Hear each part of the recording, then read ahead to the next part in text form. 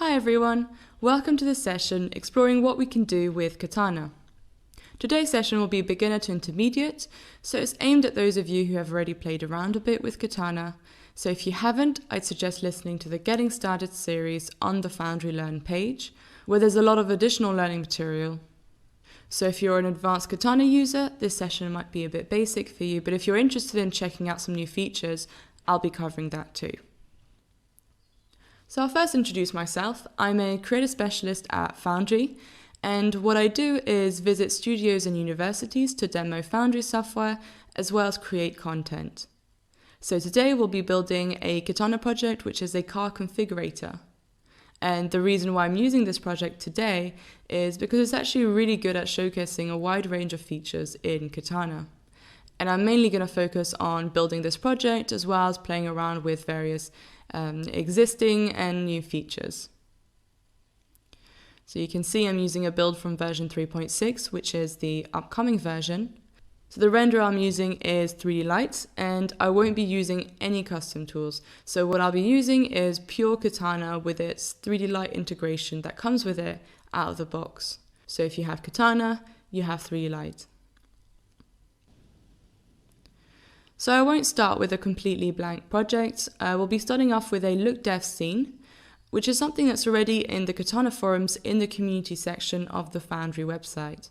So if you haven't been there, it's worth checking out since there can be some really good information in there. So all the tabs that I have open are the tabs that I'll be using for this session. So when it comes down to setting up a scene, these are pretty much the only tabs you'll be needing. So if you've used Katana before, you'll know that this isn't the default setup, but you can easily move around the tabs by dragging them across to a preferred position, to split tabs, or to add them to another set. And then if you'd like to save the layout you just created, then you go into Layouts and Save Current Layout. And then you can choose a name for it. So here I have my own, so when I select it, I'll revert back to that layout. You can also expand a tab by hitting spacebar while hovering your mouse over a tab. Now something that is new as of version 3.6, which is the upcoming version of Katana, is dockable widgets. So you can right click on a tab and select Move Tab To, and I'll just keep it on the right. This means that when you hit spacebar, the tab will remain docked.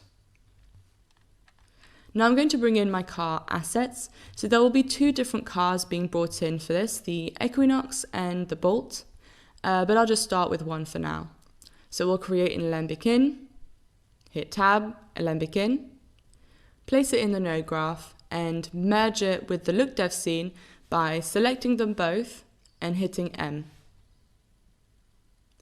Now if we hover over that node and hit E, we can see its parameters in the parameters tab. So we'll add a path for that Alembic file, so click on the downward arrow and browse, and then select the Alembic that you'd like to bring in. So I have two cars, but I'll only be bringing in the Equinox for now. You can then rename a node by selecting it and hitting Enter, which is a nice shortcut. So when it comes down to bringing in assets, you can also use the Importomatic tool, which is a super tool. And if you've worked with Katana in a studio before, then you might have worked with a custom version of that. So with the viewer open, at this point we can start to understand the deferred loading features and why they're useful. Those of you who know Katana will know how quickly a Katana project will open. So this is mainly because Katana is not processing any of it. It's only processing the nodes and their parameters, not their geometry unless it's told to. So unless it's being called by the viewer or the renderer. Now this works closely with the viewer flag, which is activated when I hit V while hovering over the node, and that will show you the state of the scene at any given point. So if I expand the scene graph completely by double clicking on the root, we can now see the geometry appear in the viewer. So the geometry will be visible when the elements are expanded at the mesh level. So if I collapse a part of it, you can't see that part in the scene graph anymore. So this is useful when you have large data sets and you only want to process specific elements. But if you have something like this scene, which is not very heavy, then what I'm going to do is have all the elements visible in the viewer at all times. So if I activate the viewer visibility, Control-Shift on the root level, that will make all the elements visible in the viewer. So if I move the viewer flag to where I've imported the car, you can see that the look dev scene no longer exists at that point. So that's just a little gotcha that if you're not seeing what you want here, then it's worth checking if you've expanded that part of the scene graph. And if you do have this expanded and yet you still don't see what you want in the viewer, then it's probable that you're not viewing at the right place. So moving back to where we were, let's scale the car down and we can use the Transform 3D node to do that. So I'll hit Tab, Transform 3D. So in the parameters, drag in the path you'd like to transform by middle mouse button dragging it to the path parameter. And I'll make that interactive, and by selecting it in the scene graph, the manipulators will appear, and if not, then select them on the left. There's also the shortcut W, E, R, and T. Now some of you might be wondering what this is. So these are the snapping features available in Katana 3.6. So selecting this snapping tool will activate it, and then you can select the snap features you want to use.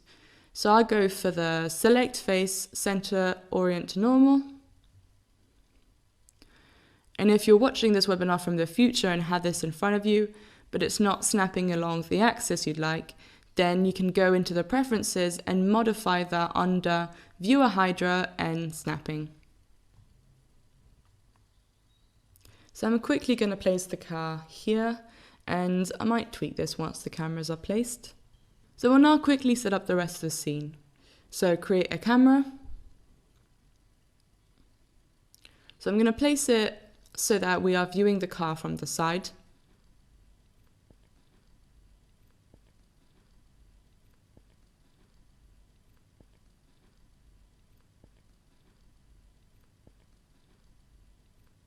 Note that you can also import a camera in Katana in the form of Alembic or USD.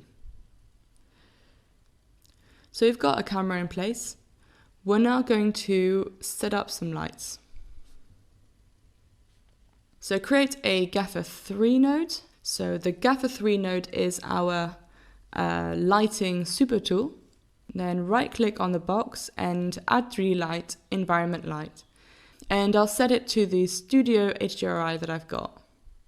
And then we'll add a DR settings, which is the 3 light specific settings, and then the render settings, and set the resolution. And remember to set the adjust screen window parameter to adjust width to match resolution. And we can render. So right click live render on a node and make sure you send it off at the bottom of the node graph. So information flows downwards, so that will render taking into account all the nodes that you just set up. And then to set up the elements for live rendering, I will control select at the root level. So make everything, basically setting all the elements up for live rendering.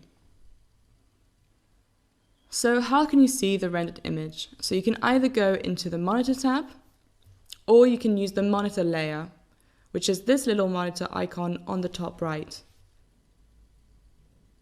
So the rendered image will be overlaid onto the Hydra viewer. And this feature came out with Katana version 3.5. So if you want to quickly render from another camera, this can be done using this icon. And as you switch cameras, you can see the rendered image from that perspective. Okay, after we revert that, you can also use this icon to move around and see elements that are out of the frame.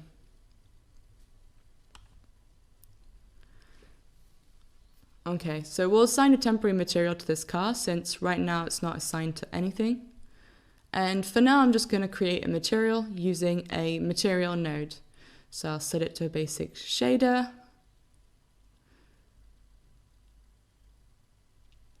And assign it.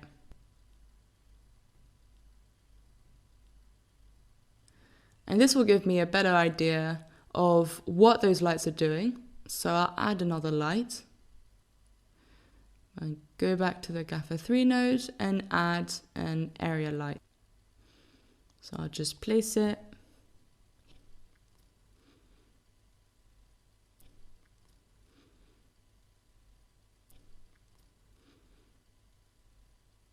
Now, if this render is taking a bit long to come out, you can either go into the DL settings overrides to override the resolution and samples, or you can create interactive render filters.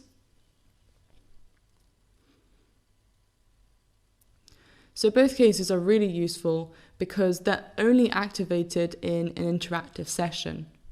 So let's say you come back to your renders in the morning after a long night of rendering, but then realize that you didn't reset those values, then that isn't such a problem with Katana. Now let's subdivide this geometry.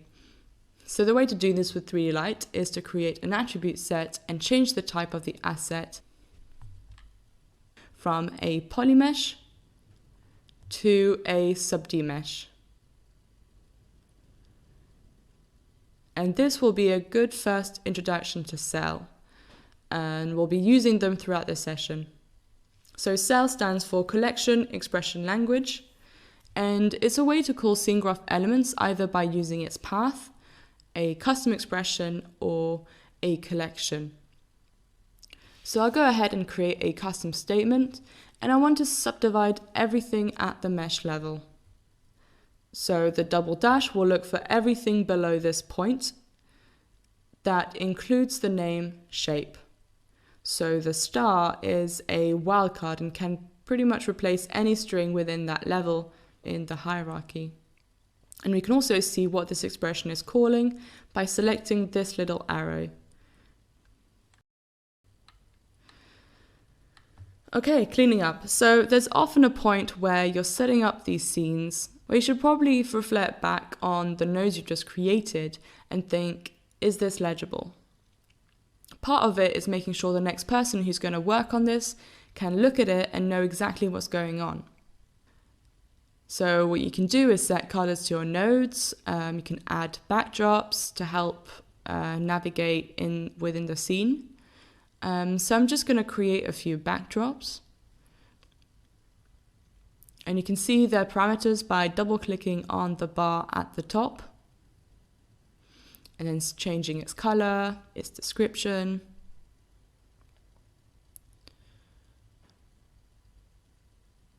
So once you have a few backdrops in place, there's a nice shortcut to help jump across them, which is J.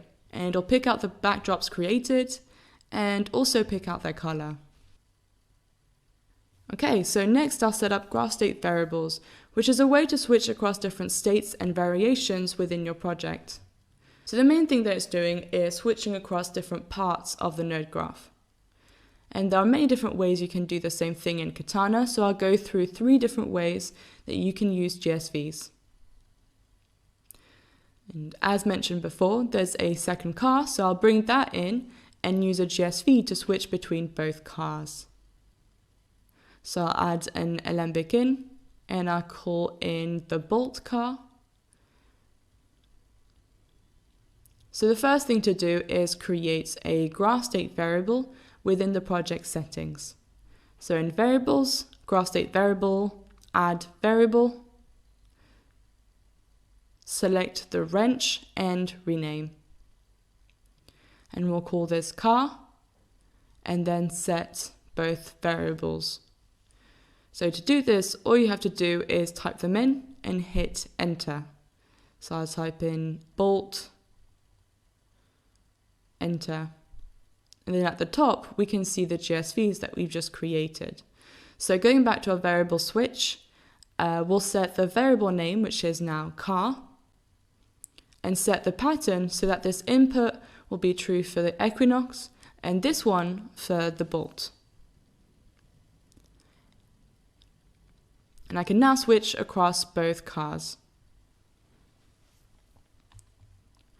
Next, we'll control the visibility of this roof rack. So in the project settings, we'll call this roof rack and set the variables to on and off. So this time we'll create a variable enabled group and set the variable name to roof rack, and the pattern will be off since we're going to remove the rack.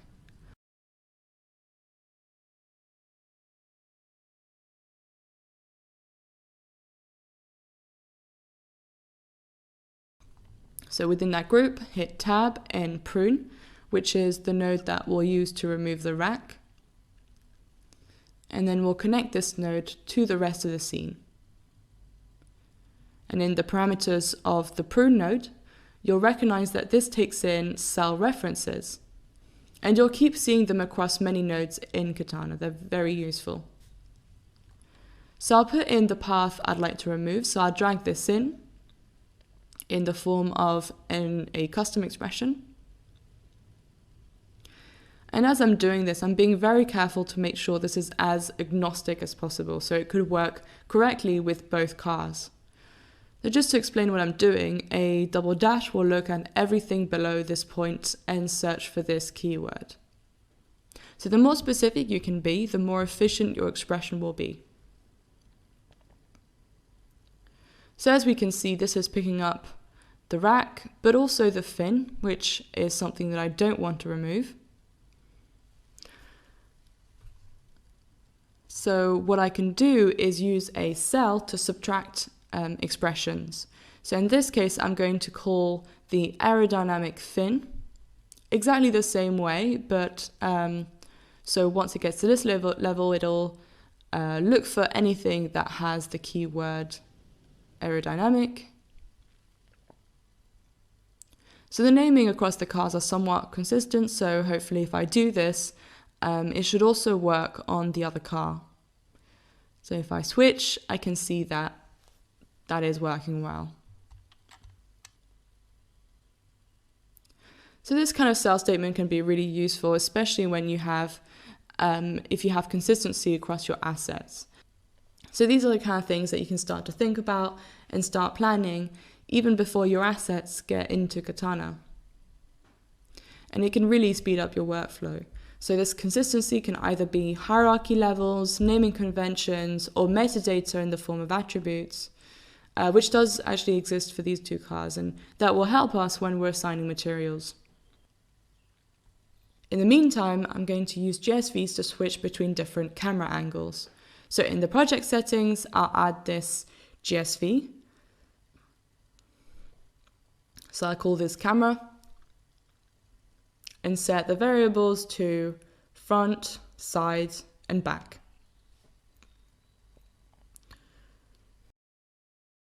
So I'm just going to rename this camera. I'll call it camera_side. And notice that part of the string matches the naming on the variable. And then we'll set that camera within the render settings. Here, I'm going to call the cameras based on the GSVs. And then I'll add an underscore and plus project.variables.cam.value. So this is calling the grass state variable.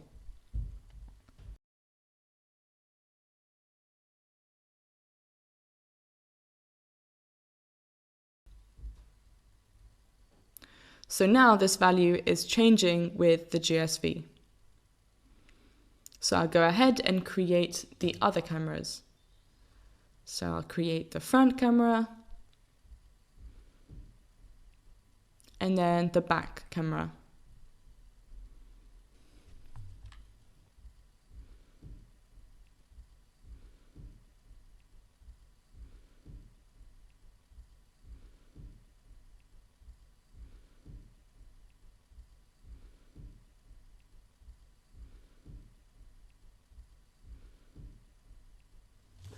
So we're now going to create a collection, which is a series of selections from the scene graph. So if later on you need to reuse that collection, then that can be easily done. So in this case, we'll set up collections for material assignments. And here's where we will get to work with arbitrary attributes. So before bringing this into Katana, the geometry was tagged with attributes. So as long as you make sure you export that attribute with the Alembic file, any information that exists on that alembic will be visible and accessible in the Attributes tab. So what we can do with cell is call any geometry tagged with that particular attribute. So in the case where both cars have different naming conventions, this is really useful because it would avoid dragging in paths for each element separately. So as long as there's consistency across the assets, it doesn't matter if it's through naming convention, structure, or attributes. As long as they're consistent, you'll be able to exploit that and get things done faster. It means you can build setups once and reuse them later. So I'll create a collection for the car paint material. So again, the more specific you can be with this path, the more efficient it'll be. So if you have a large scene, you wouldn't want it to cycle through the whole thing looking for a keyword. So we want to call all the elements that have the attribute car paint. So I'm going to search under root world geo assets. And then under that point, I'm going to look for everything that has been tagged with the attribute. So that's curly brackets, ATTR, and then geometry, arbitrary, variant, value.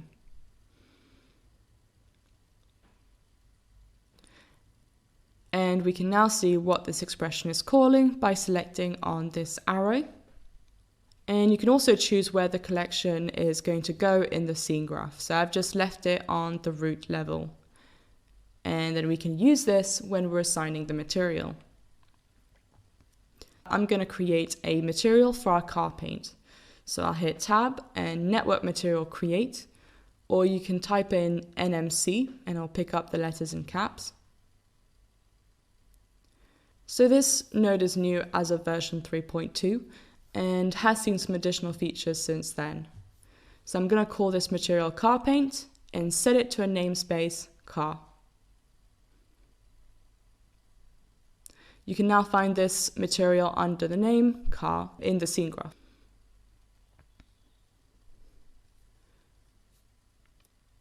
So with 3D Light, there's a shading node called car paint, specifically aimed for this kind of thing. So hit Tab, and I'll type in car paint. So I'll quickly populate the parameters, and looking back at the renderer's documentation can also be really helpful when doing this. So I'm not going to go too far into this setup. I'm just focusing on the building blocks for now.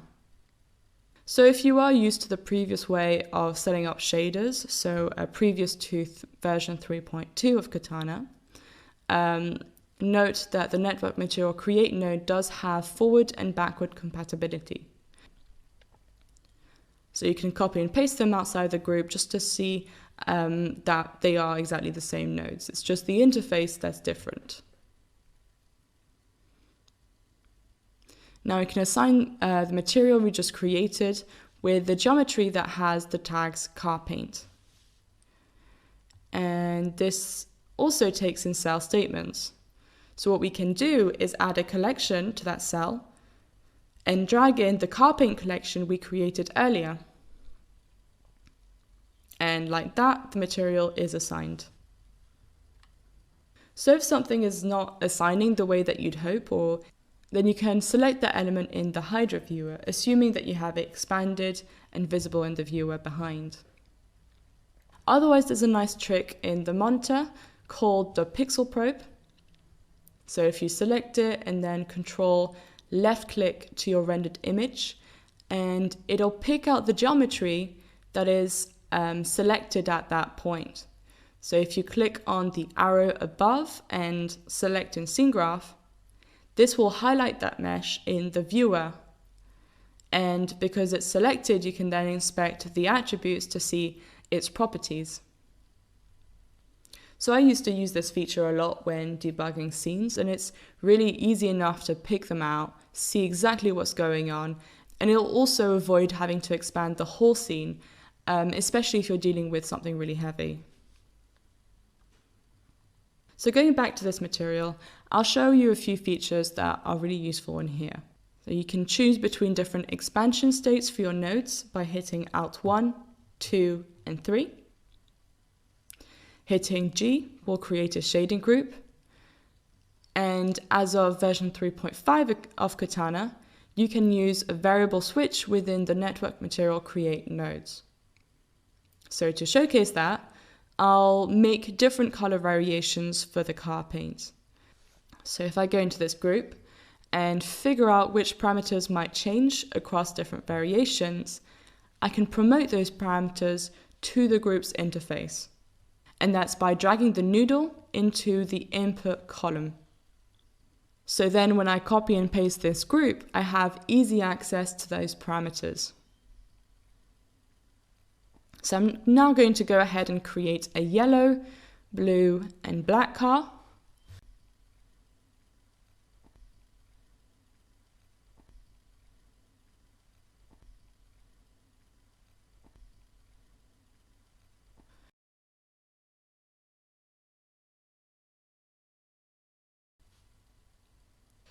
Okay, and when we're ready, we can place the output nodes for each of the group into the switch by dropping the noodles into this plus icon.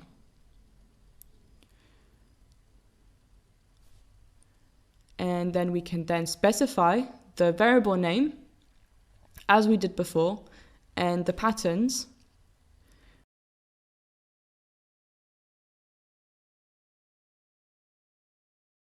So I'll go into the project settings and create a car paint GSV. And then I'll put in the variables. So that's red, yellow, blue, and black.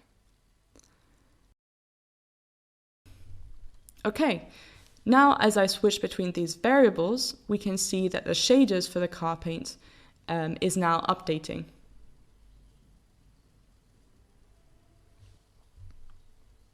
And we're now going to do the same thing for all the other materials. So create a collection for each of the tags, create a material, and assign the material. And as you can see at this point, I'm not doing anything crazy on the development side of things. I'm really just focusing on the building blocks. So I'm going to open a pre-made scene. And in this scene, we have all the collections, assignments, and materials. And we'll merge the materials using a group merge just to declutter a little bit. And to do that, you can drag in nodes into it by shift middle mouse button dragging them. And we'll create a group stack for the collection create nodes.